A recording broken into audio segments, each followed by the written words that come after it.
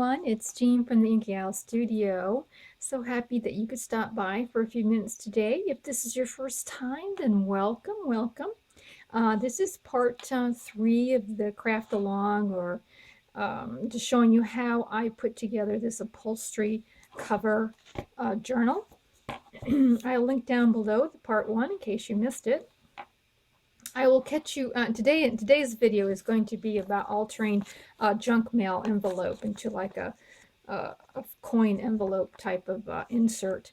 But before we do that, I did want to catch up on what I have done, and I ended up gluing down the muslin that was behind the pages here, and I simply did that by putting quite a bit of glue underneath here. I used glitter glue, and I pressed it down very nicely on both sides, and then I put two boxes, or put a box on each side so that it would lay flat and continue to dry like this. Because if I had let go of the pages, then it just separated it. So this way it dries flat and nice, and it bends well, and I'm happy with the way that turned out. Okay, just catching up on that.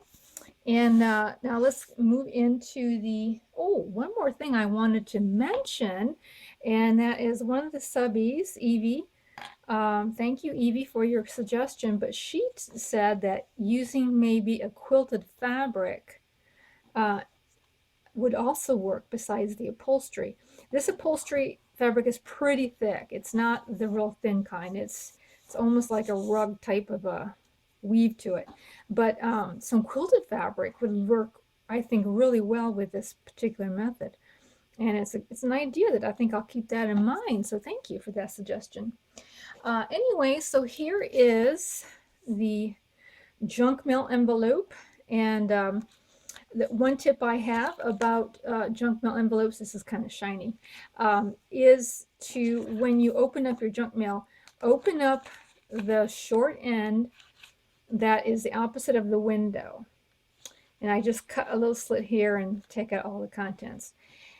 And I suggest that because I think it gives you the broadest options for using it in a multiple type of ways. So that's my tip. It's what I do, and I really find that to be helpful. Not that you can't use other openings, but that just seems to, I don't know, seems to work really well. So the first thing we want to do is we want to make sure that this flap is totally glued down, because sometimes it's only glued part of the way and it's kind of up on the end. So I glued those down there.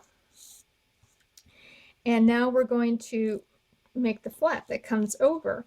And I wouldn't worry.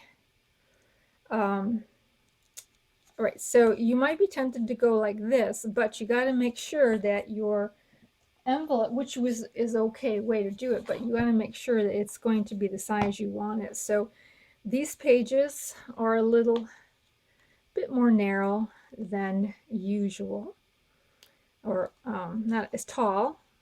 It's a little bit smaller journal, and so I'm going to make sure that it's going to fit within my page there. Okay, so at this point I'm not worrying about this covering the window quite yet. Not worried about that. And we're going to put a nice good crease down here like so. And now we'll determine where our window is, and then we don't want to go over where the window is. So I am going to put a mark right there, and I'm going to cut off that part of it there. Give me a second here. All right. So there we go. It's well away from the window. Now I'm going to take my scissors, because this is too thick, it's too heavy of a flap. Now there's options here that you could definitely take. You could, well, I'll show you. Let's just cut on the side fold down to where we creased it over. All right, and we're just gonna slit it down on each side. that little part there. There we are. You could save this and glue down the edges and save this as a tuck spot, although it will it will go over the window. But you know, you might want to put a little something that's kind of there on the side to show the window, but that would be an option for this little flap here if you wanted to do that. I'm not going to. Now I'm not going to cut it along that fold line because I want to reinforce the envelope a little bit. So I'm going to cut, I'm so sorry about the light of this. It's messing up with my light. I know it's so shiny. I'm going to cut just, and I'm not really making, just doing it by eye. I'm just going to cut above there about 1/2 inch, miter the sides, and then I'm going to glue that to the inside. And this way, that little piece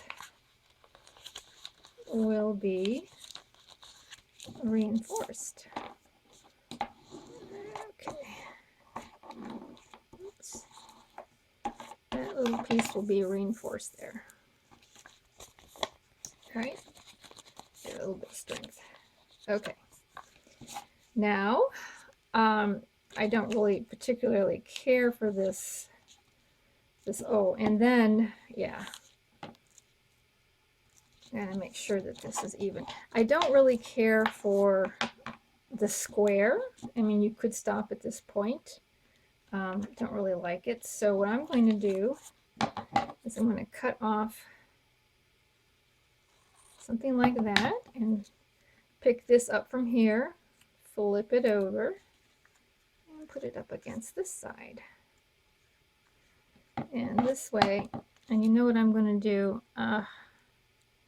just because I sometimes move it when I cut it, I'm just going to trace a little bit there and cut it.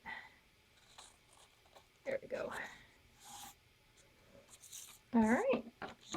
So now I can think to myself, you know, is this too far down? And I think I'm going to cut a little bit more off of there. Here we go. We're just going to put it down like I like it that way better. All right. So this is our kind of our faux coin envelope type of deal. I did want to show you one thing before I collage the rest of it, and that is the flap over to reinforce this place right here, this seam. I usually like to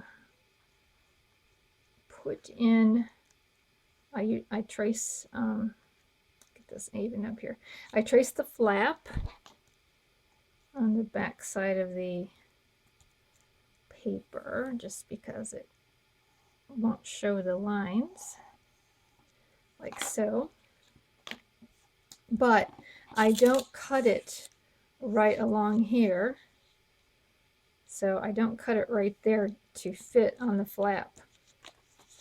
You know, I want the paper to go beyond the flap. That's what I want it to do. So here's how I'm going to do that. So my piece is larger than what I really need, and I will be gluing this onto here and then folding this part over a little bit. So let me get it glued on there first, and that way the fold there has some reinforcement to it as well. So we'll just glue that into place, and then don't need quite that much, of course. We just need like maybe 3/4 of an inch, 1/2 inch, something like that. And I'll go ahead and miter this just a tad on each side and fold this down.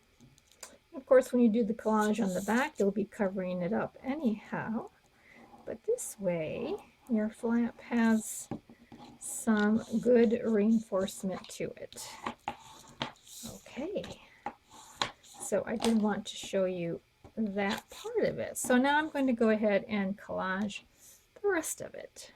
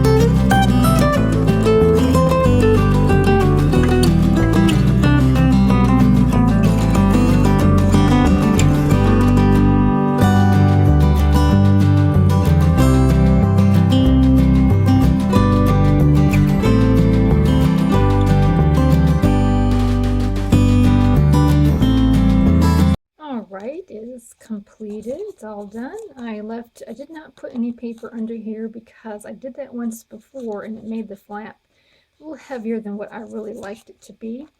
Little pocket here, of course. For the flap though, I want to do something kind of fun.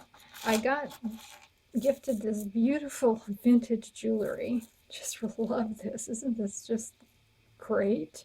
From Marie Bell a while back. Thank you, Marie Bell.